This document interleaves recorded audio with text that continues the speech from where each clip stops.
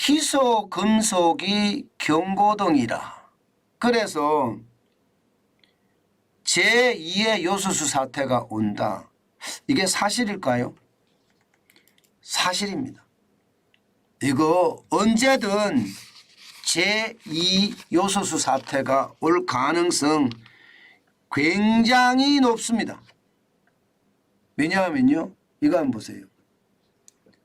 희소 금속 13종에 대한 평균 비축률 양입니다. 예, 비축률이죠. 보시면 말입니다. 정부 비축 목표는요, 쉽게 말하면 101분이에요. 101분. 예, 101분. 예, 그 중에 중히토류나 코발트는 181분이고요. 이게 정부의 비축 목표예요. 현재 5월 말 현재 42.11분입니다. 42.11분.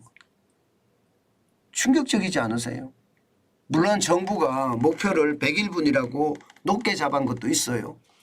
그렇지만 높게 잡았으면 그에 대한 활동도 굉장히 열심히 해서 말입니다. 예, 지금 자원을 비축하는 것, 희귀금속을 비축하는 것도 굉장히 빠르게 달려야 되는데 그러지 못하다는 이야기죠. 2.11분밖에 되지 않으니까요. 이게 대부분이 말입니다. 예, 희소금속은 중국에서 수입을 합니다.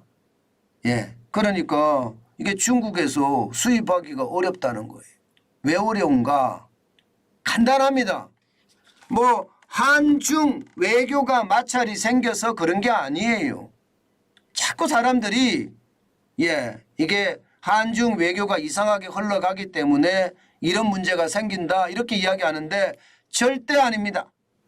절대 아닙니다. 그러면 뭐 때문이냐? 제가 간단합니다. 가격이 폭등했습니다. 희소금속의 가격이요, 적게는 5배, 많게는 10배까지 올랐습니다. 최근 3년 사이에 엄청나게 올랐죠. 그러니까 한국광해공업공단도 말입니다. 이거 사기가 쉽지가 않아요. 지금 평균 비축 양이 굉장히 적지만 이게 쉽지가 않습니다. 여러분 한번 보세요. 지금 보시면 어떤 거는 굉장히 심각해요. 예, 지금 리튬 한번 볼까요? 리튬 같은 경우는 5.81분입니다. 여러분도 알다시피 리튬은요, 이게 2차 전지에 들어가는 핵심 소재잖아요. 일반적으로 하얀 석유라고 불릴 정도로 이거 난리거든요. 그런데 여러분 5.81분밖에 없습니다. 왜 없을까요? 이게 리튬 가격이 굉장히 많이 올랐기 때문입니다. 가격이 오르니까 이게 돈 주고 사면 공무원들 기본적인 거 있잖아요. 이게 시점 잘못 골라서 만약에 비싸게 샀다 이러면 책임 묻는 거. 여기에 대한 불안감 때문에 더 못하는 거죠. 게다가 코발트 한번 보세요.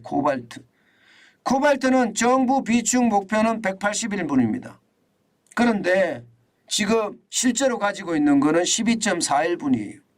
심각하죠? 예, 이 코발트도 마찬가지입니다. 2차 전지에 들어가는 핵심 소재입니다. 이게 중국이 수출 통제를 시작하면서 말입니다. 지금 생각만큼 안 된다는 뜻이 굉장히 어려워졌다는 뜻입니다. 어디 그뿐입니까? 칼륨도 40일밖에 안 됩니다. 40일 칼륨. 칼륨이라는 게 여러분 알다시피 반도체에 들어간다든가 혹은 태양광 패널에 들어갑니다. 그런데 이것도 마찬가지 중국이 지금 통제하고 있으니까 더 이상 늘릴 수가 없는 겁니다. 이처럼 말입니다. 정부가 목표한 대로 101분의 희소금속을 비축하겠다는 게 쉽지 않아요. 크롬도 51분, 바나듐도 52일분, 나오비움도 52일분밖에 안 됩니다. 텅스텐도 53일분. 히토류는요, 경히토류가 72일분이고요. 중히토류는 그나마 제일 많다고 하는데 126.51분입니다. 자, 이런 상태라면 여러분 언제든 중국이 콱 막으면 어떻게 될까요? 저는 제2요소수 사태가 당연히 저는 터진다고 보는 겁니다. 당연히 터질 겁니다. 저는 이런 것을 보면서요, 문재인 정부 때 요소수 사태가 터져서 전국이 난리였잖아요. 그러면 어떻게 하든 이것을 확보를 해서 시장에 좀 충격이 덜하게 만들어주는 것, 그게 저는 굉장히 중요한 요소라고 생각을 하거든요. 그런데 이건 너무 무시하는 거예요. 네, 실제로도 보면 말입니다, 여러분. 지금 희소금속을 수입하는데 돈이 많이 들어가는 것도 사실이에요. 수입량은 2018년에 867만 톤이었는데 이게 금액은요, 지금 보면 134억 8천만 원 정도 됩니다. 그러던 것이 말입니다. 이게 2022년을 보세요. 희소금속의 수입 양은 줄어듭니다. 763만 톤으로 줄어들고요. 금액은 2018년 대비 3배 이상 늘어납니다. 3배 가까이 늘어납니다. 357억 4,600만 원이니까요. 굉장히 600만 달러니까요.